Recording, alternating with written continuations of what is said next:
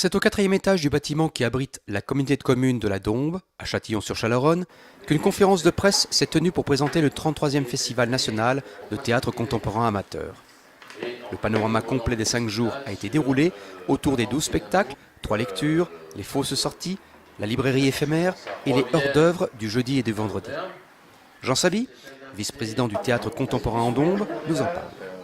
Donc nous parlons du 33e Festival de théâtre contemporain amateur de Châtillon-sur-Chalaronne qui va se dérouler du 29 mai au 2 juin de cette année 2019. Le festival sera ouvert par le spectacle Un grand cri d'amour de Josiane Balasco, donc je dirais un grand classique du théâtre contemporain avec une autrice célèbre, et se clôturera le dimanche 2 juin par la petite pièce en haut de l'escalier, qui est aussi une pièce d'une autrice célèbre. Les autrices sont très présentes. Carole Fréchette, donc autrice qui malheureusement ne pourra pas être présente et qui aurait bien voulu, mais qui est retenue par des problèmes de santé.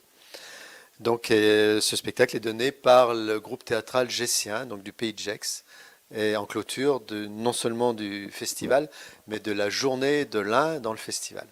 Cette année, le festival est concentré sur 3 salles. Nous voulions vraiment donner aux troupes qui sont accueillies le meilleur dans la technique. Et donc nous avons 3 salles bien équipées, toutes conduites par des régisseurs professionnels. Donc la salle Gérard Marais du Centre culturel de Châtillon-sur-Chalaronne, l'Étoile de Châtillon-sur-Chalaronne, qui est une salle que beaucoup de Châtillonnais connaissent sous le nom de Le Cinéma, mais qui est une salle qui sert aussi bien pour le cinéma que pour le théâtre. Et puis l'atelier 208 de Saint-André-de-Corcy, qui est notre nouvelle salle depuis l'année dernière. C'est la 2e année qu'elle est rentrée dans le circuit des salles du festival.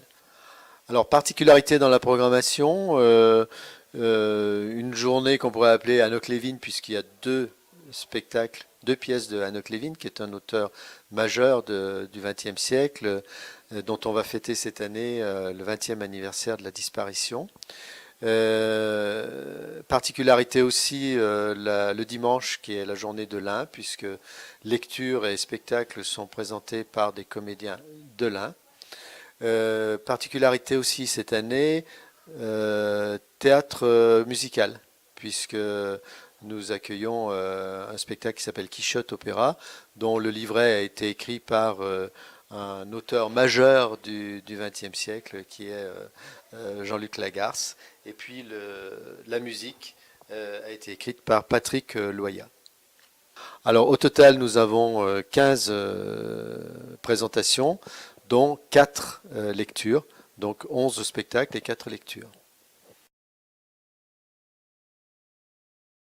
Nous avons mis depuis 2 ans un système en place qui permet de prendre ses places à l'avance, sur Internet, tranquillement, chez soi, en discutant avec la famille sur ce qu'on veut aller voir.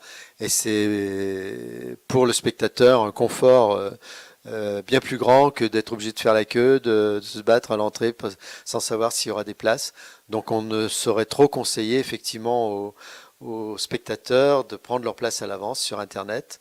Tout est prévu pour ça.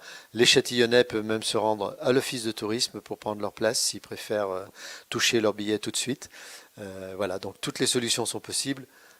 Mais effectivement, c'est un conseil qu'on donne aux spectateurs. Prenez vos places à l'avance. L'année dernière, nous avons vendu la moitié des places à l'avance sur Internet. Donc quand le festival a commencé, il y avait déjà la moitié des salles qui étaient pleines.